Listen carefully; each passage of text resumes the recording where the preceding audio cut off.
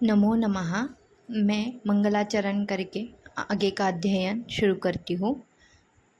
ओम सहस्राक्षं गणाधीशं स्वगुरुं च सरस्वतीं जनकं जनयित्रीं च शास्त्रादौ प्रणमाम्यहम्। पिछले अध्ययन में हमने सामान्य विशेष सिद्धांत का कुछ वर्णन किया था। हम उसी को आगे कंटिन्यू करते हैं। मैंने कहा था कि आगे का अधिकरण जो है वो सामान्य का लक्षण और विशेष का लक्षण ऐसा है। पढ़ती हूँ। सामान्यम एकत्वकरम विशेषस्तु पृथक्त्वकृत तुल्यार्थता ही सामान्यम विशेषस्तु विपर्ययः। अभी हम टीका में देखते हैं क्या है। तो अतः किम लक्षणम तत्सामान्यम किम लक्षणों वा स विशेष इति आह सामान्यम इत्यादि। तो सामान्य इत्यादि जो श्लोक है वहाँ से क्या बताया है कि सामान्य का क्या लक्षण है, विशेष का क्या लक्षण है। तो आगे बताते हैं एकत्वकरम इति एकत्व बुद्धिकरम। मतलब एक बुद्धि मतलब एक ही उसका निश्चय होता है, ऐसी एक ऐसा जो हमें ज्ञान होता है उसे एकत्व बुद्धि कहते हैं। तो आगे वो बताते हैं कि क्रिया गुणादि सामान्यात् एकरूपा बुद्धिः तत्र अपि सामान्यम एक क्रिया गुणादि गतम एकरूप अधिवसाये हेतु। मतलब क्रिया और गुण का सामान्य ऐसी जो बुद्धि हमें होती है वो मतलब एकत्व बुद्धि मतलब क्रिया और गुण आदि का जो साम्य है वो। आगे बताया है विशेष लक्षणम पृथक्त्वकृत इति। मतलब विशेषस्तु पृथक्त्वकृत ऐसे जो बताया है वो व्यावृत बुद्धिकृत मतलब जो अलग अलग है ऐसा जो हमें निश्चय होता है वो मतलब व्यावृत या पृथक व ऐसी बुद्धि। अभी आगे उन्होंने कुछ विश्लेषण किया है, उसमें क्या बताते हैं। तेन मांसत्वं मांसं प्रति मांसांतर अपेक्षया समानत्वात् वृद्धिकरं भवति। मतलब मांस जो है उसमें मांसत्व समान होने के कारण उसमें उसकी वृद्धि होती है। तदेव तु मांसत्वं वातं प्रति विशेष रूपतया ह्रास हेतु भवति।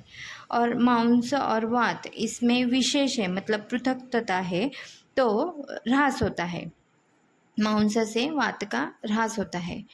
पर आगे बताते हैं शोणितादीन प्रति तु अविरोधी विशेषत्वेन न तथा ह्रास कारणम। पर शोणित और मांस में भी विशेष है मतलब पृथकत्वता है, फिर भी वो उसका ह्रास नहीं, शोणित का ह्रास नहीं करती है। क्यों? तो अविरोधी भाव के कारण।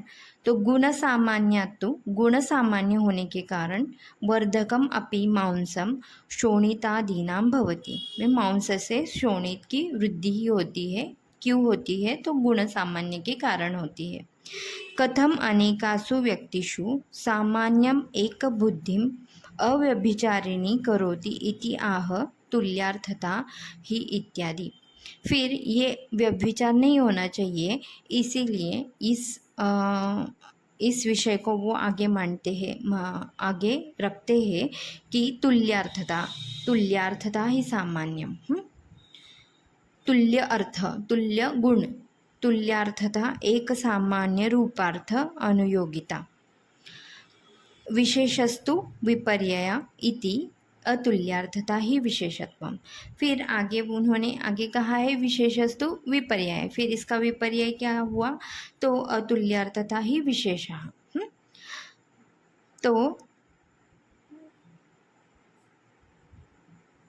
यहाँ पे श्लोक का अर्थ ये है। फिर आगे वो अनेक आचार्यों के मत, चक्रपाणी जो है वो अन्य आचार्यों के मत हमें बताते हैं। अन्य मतलब कहीं पे कहा है कि अन्ये तो व्याख्यानयन्ते यत् त्रिविधम सामान्यम। कि 3 प्रकार का सामान्य है, 3 प्रकार का विशेष है। विशेषश्च त्रिविधः यथा द्रव्यगोचरः, कर्मगोचरः और गुणगोचरश्च। तत्र सर्वात् इत्यादिना द्रव्य सामान्यम उच्यते। मतलब जो हमने पहली व्याख्या देखी सर्वदा सर्वभावानां सामान्यम वृद्धि कारणम, वो द्रव्य सामान्य है। सामान्यम एकत्वकरम इति अनेन गुण सामान्यम। मतलब इधर जो देखा हमने सामान्यम एकत्वकरम, वो गुण सामान्य का है। जैसे यथा मतलब जैसे पयः शुक्रयोः भिन्नजातीययोः अपि मधुरत्वादिगुणसामान्यं तत्र एकतां करोति, एवं विशेषे अपि उदाहर्यम्। मतलब कि पय और शुक्र ये अलग अलग जाति के हैं, तभी भी मधुर आदि जो गुण उनके समान होने के कारण वो उसमें वृद्धि करते हैं। तुल्यार्थत इत्यादिना तो कर्म सामान्यम निगत्यते। तुल्यार्थता जो हमने देखा उसका वर्णन, तो वो कर्म सामान्य को रिप्रेजेंट करता है। जैसे अस्य रूपाम ही कर्म न श्लेष्मणा समानम अपि तु। मतलब कि वो श्लेष्मा के समान तो नहीं है, मतलब सेम दिखने वाला तो नहीं है। अपितु मतलब फिर भी पानी आदि कफ समान द्रव्यार्थ क्रियाकारित्वात्। पानी आदि कफ समान द्रव्यार्थ मतलब जो पानी आदि जो क्रिया है, जो कफ सदृश है, स्थिरता रिप्रेजेंट करती है, ऐसे क्रिया के साथ समानता होने के कारण कफ वर्धक रूपतया आस्या अपि कफ समानेन उच्यते। आस्या मतलब एक ही जगह पे बैठे रहना, उसको आस्या बोलते हैं। वो कफ समानेत न इति उच्यते। एवं स्वप्नादौ अपि, स्वप्न मतलब दिवास्वाप आदौ अपि कर्माणि बोधव्यम। उसी तरह दिवास्वाप को भी जानना है। पर इसका खंडन करते हुए तद एतत् भट्टार हरिचंद्रेण एव दूषितम, कहते हैं कि यतः सर्वदा इत्यादीन एव लक्षणेन त्रिविधम अपि सामान्यम लभ्यते, तेन अस्मिन् पक्षे सामान्यम एकत्वकरम इत्यादि अवाच्यम स्यात् इति कृत्वा अन्ये तु पश्यन्ति यत् त्रिविधम सामान्यम। कि वो कहते हैं कि ऐसे कुछ 3 प्रकार नहीं है, सभी सामान्य को रिप्रेजेंट करते हैं, सभी विशेष को रिप्रेजेंट करते हैं। आगे फिर से किसी और का मत उन्होंने बताया है कि अन्ये तु पश्यन्ति यत् त्रिविधम सामान्यम, अत्यंत सामान्यम, मध्य सामान्यम, एकदेश सामान्यम च। तत्र सर्वद इत्यादीना अत्यंत सामान्यम उच्यते। में सर्वदा भावानां वो अत्यंत सामान्य रिप्रेजेंट करता है। सामान्यम एकत्वकरम इति मध्य सामान्यम एंड तुल्यार्थता ही इत्यादीन एकदेश सामान्यम। यत् अपि त्रैविध्य कथनम न अति प्रयोजन असंगत लक्षणम चेत न अति श्रद्धाकरणम। ये भी मतलब चक्रपाणी कहते हैं कि इस पे भी इसका कुछ प्रयोजन है नहीं, तो ये भी इतना श्रद्धा करने के योग्य नहीं है। केचित् सामान्यम द्विधम इच्छन्ति उभयवृत्ति तथा एकवृत्ति च। तत्र मांसवर्धकम उभयवृत्ति सामान्यात् मांसत्वं ही पोष्ये पोषके च गतत्वात् उभयवृत्ति।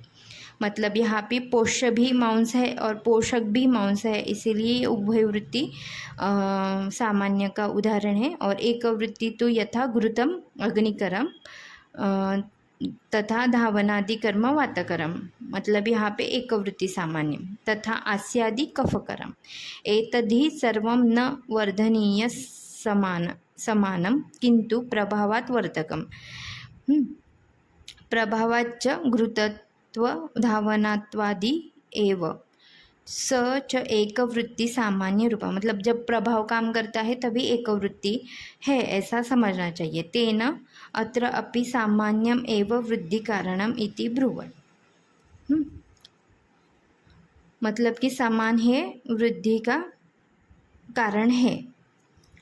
आगे वो बोलते हैं अस्मिंस्तु पक्षे, मतलब हमारा पक्ष क्या है वो बताते हैं। अन उभय वृत्ति सामान्यम विशेष एव तथा समानम असमानम च वृद्धि कारणम भवति इति, मतलब समान भी वृद्धि कारण होता है, असमान भी वृद्धि कारण होता है। न किंचित सामान्यस्य उक्तम स्यात्। अस्मिन् मते, मतलब हमारा जो मत है वो तु सामान्यम वृद्धौ कारणम एव भवति इति सामान्यम वृद्धि कारणत्वेन नियम्यते।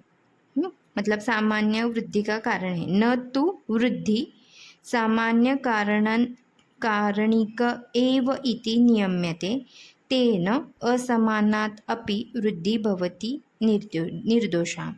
मतलब हम ये कहना चाहते हैं कि समान वृद्धि का कारण है, पर हमारा ये मत नहीं है कि असमान ये वृद्धि का कारण नहीं है, मतलब असमान भी वृद्धि का कारण होता है।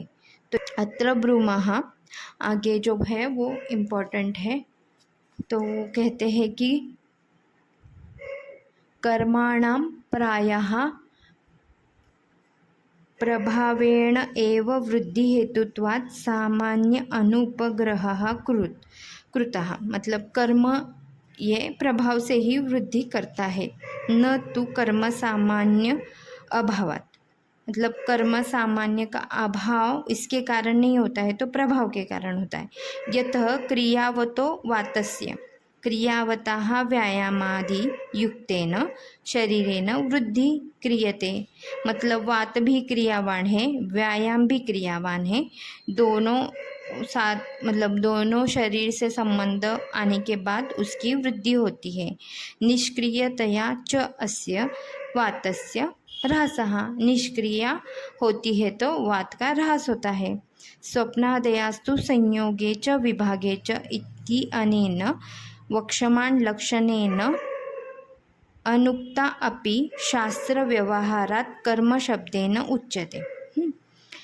तो तत्र स्वप्नः स्वकारणात् एव चीयमानस्य कफस्य, मतलब स्वप्न, मतलब दिवा स्वप्न ये स्वकारण के कारण कफ का क्षय करता है। क्षय कारण शरीर परिस्पंदनादि निरोधिकत्वेन वृद्धिकरः उच्यते, मतलब शरीर का जो परिस्पंदन है वो कम होने के कारण कफ का क्षय होता है। न तो स्वप्न साक्षात श्लेष्म वृद्धि ही, मतलब साक्षात श्लेष्म की वृद्धि नहीं होती है। एवं आस्यादौ अपि चिंतनीय, मतलब आस्यादि जो एक ही जगह पे बैठने से जो कफ वृद्धि होती है उसे भी इसी प्रकार जानना चाहिए। पूछते हैं ननु मांसम वर्धयति सामान्यात् विशेषाच्च वातं शपयति तत् कथं युगपत् विरुद्धार्थम द्वयकर्तृत्वं मांसस्य, मतलब ये दोनों भी युगपति होता है ऐसे उन्होंने बताया है कि मांस से मांस की वृद्धि होगी और उसी के साथ वात का क्षय भी होगा।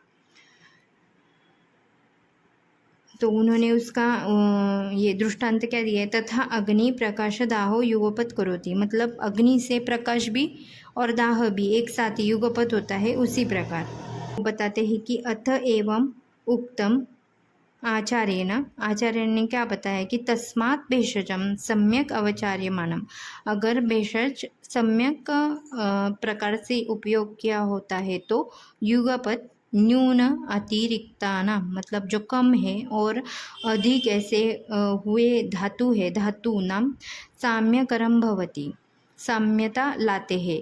अधिकम अपकर्षयति न्यूनम आप्यायति इति, ऐसे उन्होंने कहा है। यद उच्यते शीयमान धातोः वृद्धिस्य तथा बहुदोषस्य समान गुण गुणो अपि आहारो न वृद्धि हेतु। अभी यहाँ पे जो वर्णन ग्रीष्म काल का करते हैं कि ग्रीष्म में मधुर आदि भी हम सेवन करते हैं तब भी कफ की वृद्धि नहीं होती है। तो वहाँ पे वो बताते हैं कि ग्रीष्म में उष्णत्व ये विरोधी भाव वातावरण में या एटमॉस्फेयर में रहने के कारण हम कितना भी मधुरादि द्रव्य का सेवन करते हैं तो भी श्लेष्मा की वृद्धि नहीं होती। तो उसका कारण विरोधी भाव होना ऐसे बताया है। तो उसका यहाँ पे वो असति च विरोधके सामान्यं वृद्धि कारणम इति सिद्धांतः तेन न काचित क्षति। तो विरोधी भाव होते हुए होता है तब भी हमें ये देखने को मिलता है कि वो वृद्धि नहीं होती है।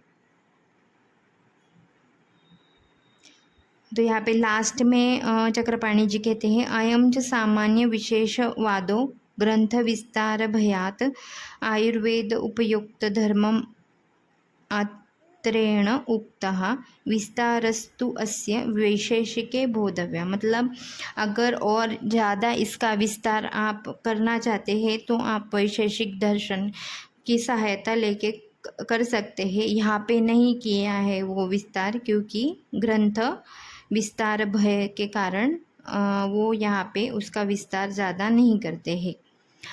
तो यहाँ पे हम हमारा सामान्य विशेष सिद्धांत का जो दूसरा पार्ट है वो समाप्त करते हैं और आगे का श्लोक पढ़ के मैं यह अध्ययन समाप्त करती हूँ। सत्वम आत्मा शरीरम च त्रयम् एतत् त्रिदण्डवत् लोकाः तिष्ठन्ति संयोगात् तत्र सर्वं प्रतिष्ठितम्। धन्यवाद।